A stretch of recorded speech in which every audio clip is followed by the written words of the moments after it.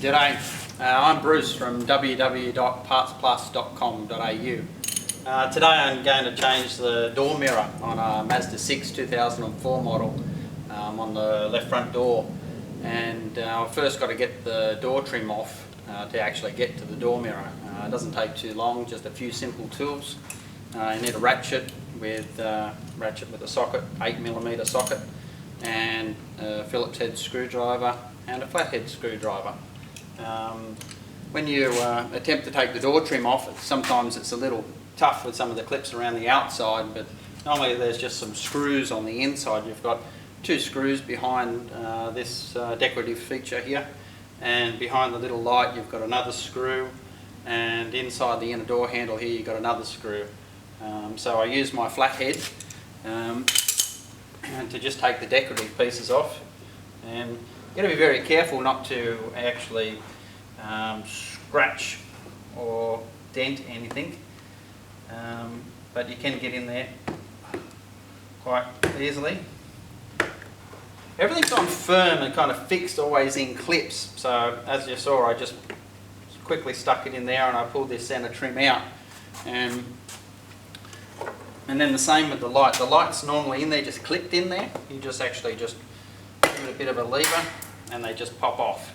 And the same goes to the handle. There's a little clip in the handle, and the little clip is like covers the screw, and you flick that off and then you've got access to the 4 screws. The same goes for the mirror cover itself. It's normally, well, on the Mazda 6 it's actually just clipped in, so you can just give it a bit of a squeeze and give a bit of a push. They normally just pop out. They did pop out, and it's got a speaker in there, a little tweeter, so you let that just hang. I'll undo the screw behind the handle. It all can be done quite quickly. You know, it's not really that hard if you just know where to look, and you've got to sometimes look behind the hidden panels on most cars to find the correct screws. All those screws are now loose. Now I pull the handle, pull the inner out, and out that comes, and then I can have access to the actual door trim. Now the door trims are held on with clips around the outside, and they're normally very firm, so you actually have to give them a bit of a firm pull to get them off. Sometimes you can break a clip, but in this case I think, being new, we might get lucky and not actually break a clip. So I try and get the hand under the bottom. Look at that. One nice stiff pull, and then off it comes up there. Now I can actually let that just droop down, and you'll see there's the wire for the mirror. It's as simple as that. So I put my finger in the clip, pull out the wiring. Now I have access to the mirror. I've got 3 screws with my 8mm, and I can just simply undo them. They're only rather loose. They're not loose, they're not very tight, would be more the point. And you just undo them. Always leave the top one till last, because then you can undo the bottom 2 and the mirror just doesn't fall out on you. Because if you undo everything and it's stuck a little bit, it'll just sit there by itself, and then all of a sudden it'll fall off, you know. So now I actually support the mirror.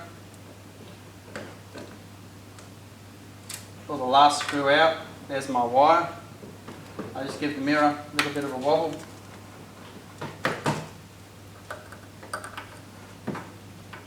It's actually stuck to the weather shield on this side. Normally they don't have weather shields, but it'll wiggle, it'll wobble, and it's out. It's as simple as that to actually take your mirror out with the wire, mirror off, you know, all done in a matter of minutes. And now I've got to put it back together. So I'll put my new mirror on, I slide it in. I'll see if I can actually put it back together as quick as I took it out. That would probably be the challenge for me. Get in there with the weather shield. Now I'm just lining up little locator holes, because there's little locator holes there as well. the screw back. Just spin it up by hand. I can just hold a bit of pressure there to make sure, I don't over tighten the top one, so I can get the bottom ones in, make sure the alignment's correct, and then I tighten them up in just a sequence of a little bit of each one at a time. And in that way I know that it's going to go up snugly. That screw actually didn't go in properly, so I unscrewed it a little bit and then re-screwed it. And with that one, I just went the wrong way for a little bit, waited for it to seat itself, and then I then reconnect the electrical fitting. Remember which way it went, which it only fits one way anyway, but just click that back in.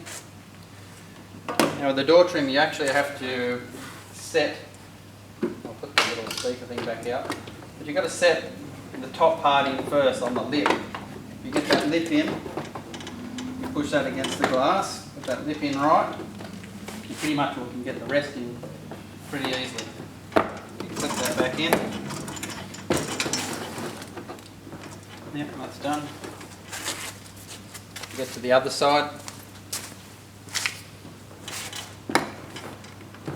Clip that in.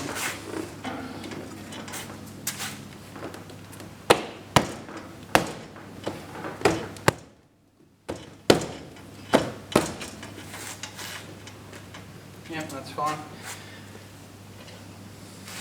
Now with the handle, I actually lift the handle up, slide it in, hold it reasonably snug, slide it back, ready for the screw, easy. I can put the screw back in on the bottom one, screw that back in, done. It all just clips on. That's in, clipped in. Top screws back in. They're all sitting back in there, so it's easy enough to just to do them up.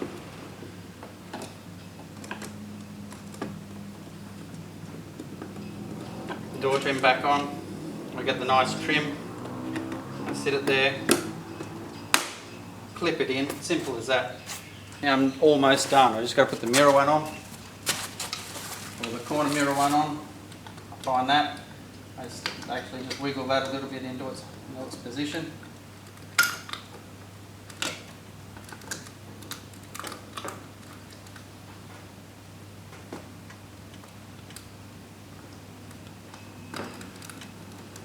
Yep, that's it. Beautiful. Clips that back in. Done, done, done. There we go. I've done the door mirror change in just a matter of minutes.